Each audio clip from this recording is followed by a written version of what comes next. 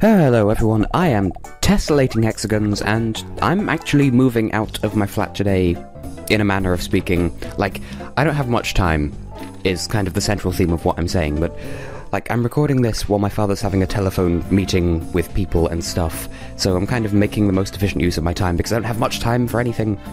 Yeah. I mean, I'll be moving back into the same flat, like, exactly the same next year, but... Anyway, yes, Touch Detective 2.5, doing some bonus missions that are unlocked, all the bonus missions that are unlocked as a result of beating Case 4.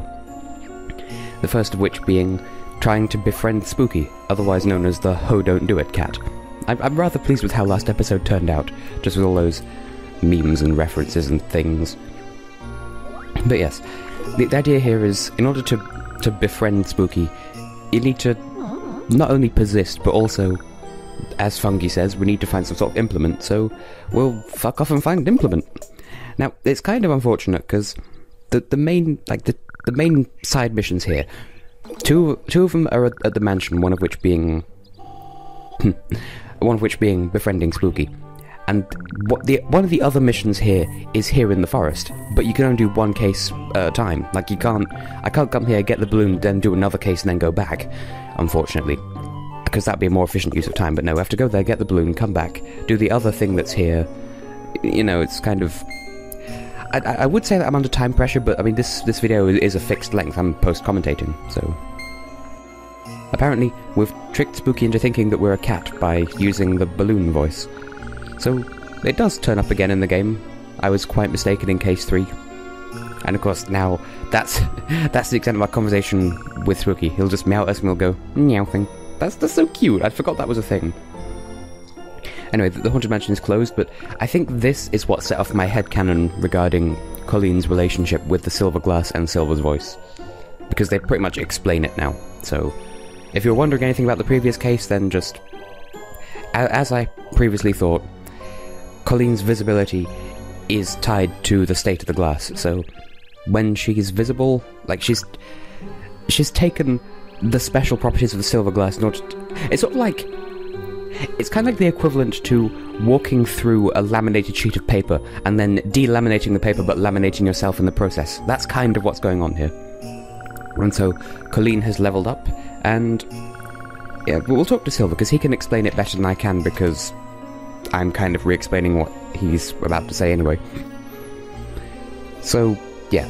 When she's visible, the glass gets broken, well, quote-unquote broken. It's not shattered, but it's like, it cannot be used as silver glass. And also, you can't interact with it from this side anymore, so that's kind of sad face. Anyway, I don't think we have any further business in the mansion itself, but I'm going to go in anyway, because, as I showed off before, it's closed until you see Colleen's new trick, and then you can go in whenever. And I don't think there's anything of purpose in here, like no touch list items that I can remember. Funky knows what you did last winter, maybe. She doesn't have anything to say, you can't really do anything in here now. Like, I'm not being naive, or I'm not leading you on, like, there's literally no purpose to coming in here anymore. But I do like the fact that once you beat a case, you pretty much have open world access to everywhere that was involved in that case. With one exception from Case 5, but we'll get to that when we get to that. So, yeah, the other thing here, and this episode is kind of text-heavy because of this next side mission. So we have Friday the Freeloader, Dover the cute banana shark, and then Harrison the asshole. Well, he's not an asshole, he's just loud. It's the tough guy club. People who throw food on fire even when we've told them we don't care how they cook.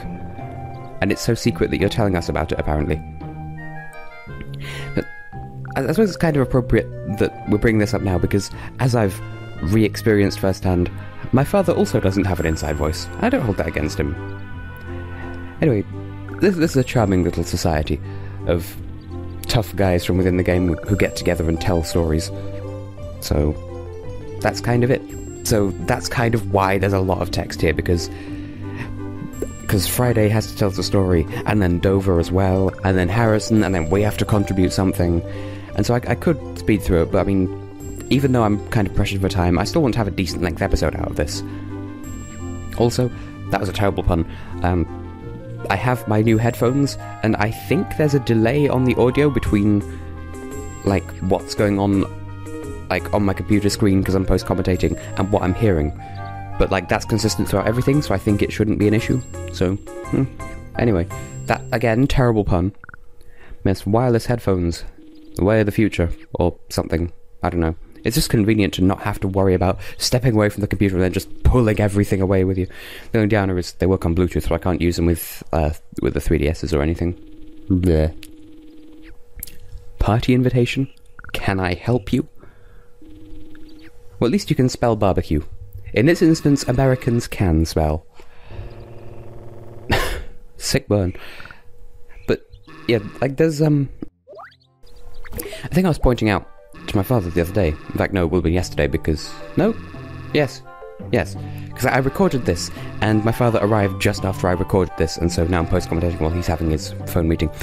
But, yeah, there was an event on Facebook called Barbecutie, but it was spelled with a Q. Like, why? Both barbecue and cutie are spelled with a C. So what's the fucking point of spelling it with a Q? Jesus Christ. And I was once speaking to someone who was in my high school who was an absolute idiot. Like, for some context, this person who I'm talking about once told me that no, all cats are female because they're feline. Bruh, do you even listen to yourself? But anyway, this same person told me that no, it's spelled barbecue because it's pronounced barbecue. Well, how the fuck do you pronounce barbecue then? Because that's how barbecue's spelt, you dipshit. Anyway, Harrison is clearly exaggerating, and perhaps, like, Friday has the most plausible story here, Dover perhaps, and then Harrison probably not. Anyway, we have to tell them a tale of woe, and who more fitting than Chloe to talk about, because she is a constant source of agony. And yeah, Chloe and her chocolate spread-ass hair. And they've all gone quiet. Wow, Chloe is apparently that bad. Kind of wonder what Mackenzie could have possibly said about her. So, that was kind of the objective of this side mission, to accidentally get a membership in the Tough Guy Club. Yumma-dee-doo! You gained Tough Guy membership, use it with C! Anyway, fortunately the bonfire is not a touch list item. Now we have one last order of business in this episode, which isn't quite as lengthy, and that is to obtain another new member for the Tough Guy Club. And yeah, why not? We'll have a turkey-ass motherfucker get himself involved. Remore, because Americans can't spell. But yeah, apparently he's heard of the club, and yet he's not become a member. Well, you're not a tough guy, you're a turkey-ass motherfucker.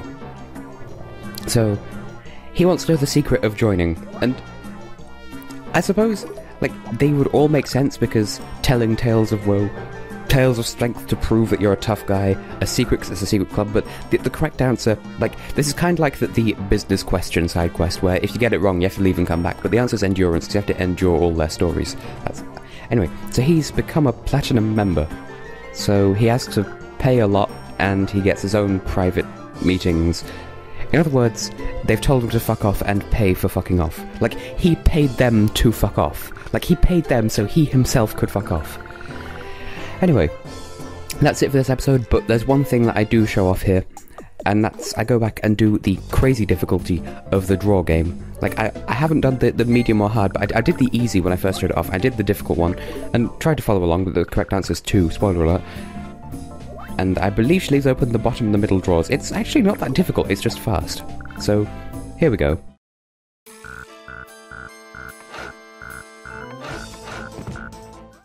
The sound effects help, but at no point in the game does dialogue ever go that fast.